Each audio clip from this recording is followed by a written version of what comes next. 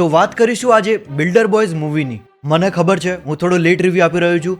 Movie release થયા ને 3 દિવસ થયા છે, પણ શું કરું, થોડોક બિઝી હતો અને જ્યારે ટાઈમ મળતો ત્યારે આ મૂવીનો શો અવેલેબલ નહોતો મળતો, કારણ કે આ મૂવીનો થોડો કલ્કી મૂવી સાથે ક્લેશ થયો છે. રોનક કામદાર આ વ્યક્તિને ગુજરાતી મૂવી ઇન્ડસ્ટ્રીમાં વર્સેટાઇલ એક્ટર તરીકે ગણીએ તો પણ ઓછું પડે.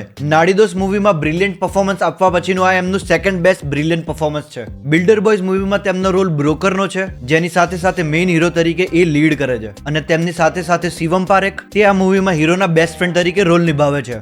એશા કંસારાને આ મૂવીમાં હિરોઈન તરીકે લેવામાં આવેલ છે. જો કે મૂવીમાં જે પ્રમાણેનો તેમનો રોલ છે એ પરફેક્ટ ફિટ થાય છે. મૂવીની સ્ટોરીની વાત કરું તો બે પાક્કા ખાસ મિત્રો, જેમાં એક બ્રોકર અને એક સિવિલ એન્જિનિયર, અને બંનેનું એક સપનું મોટા બિલ્ડર બનવું. પણ સપનાઓની ઉડાન કઈ આસાન થોડી હોય છે. તેમજ મૂવીમાં આ બોયઝને બિલ્ડર બોયઝ બનવા માટે અમુક પ્રોબ્લેમ્સ ક્રિએટ થાય છે, અને આ પ્રોબ્લેમ્સની વચ્ચે વચ્ચે અમુક ફન ક્રિએટ થાય છે. આમ જોવા જઈએ તો 2 યાર પછી આ બીજું એવું મૂવી છે કે જેમાં આપણને યુનિક કન્સેપ્ટ જોવા મળે છે. મૂવીની અંદર રોનક કામદાર અને એશા કંસારાની વચ્ચે એક લવ સ્ટોરી પણ બતાવવામાં આવી છે. જો કે મૂવીની વચ્ચે વચ્ચે સારી અને ક્લાઇમેક્સમાં થોડી અનસેટિસ્ફાય લાગે છે. મૂવીમાં કોઈ પણ બોલ્ડ સીન્સ કે વલ્ગારિટી બિલકુલ નથી. આ મૂવીને તમે ફ્રેન્ડ્સ કે ફેમિલી સાથે બેસીને એન્જોય કરી શકો છો, અને મૂવીનો રનિંગ ટાઈમ 2 કલાક છે, એટલે તમને લેન્ધી પણ નહીં લાગે. અને આ 2 કલાકની મૂવીમાં 2 સોંગ્સ પણ છે, જેની અંદર સ્ટોરીઝ ચાલતી રહે છે, જેના કારણે સોંગ્સ ક્યારે આવે છે અને ક્યારે જતા રહે છે ખબર જ નથી પડતી, અને બોરિંગ પણ ફીલ નથી થતું. મૂવીમાં એન્ટરટેનમેન્ટ માટે ખાસ કોમેડી સીન્સ નાખવામાં આવ્યા છે, જેમાં હીરો કે હિરોઈન નહીં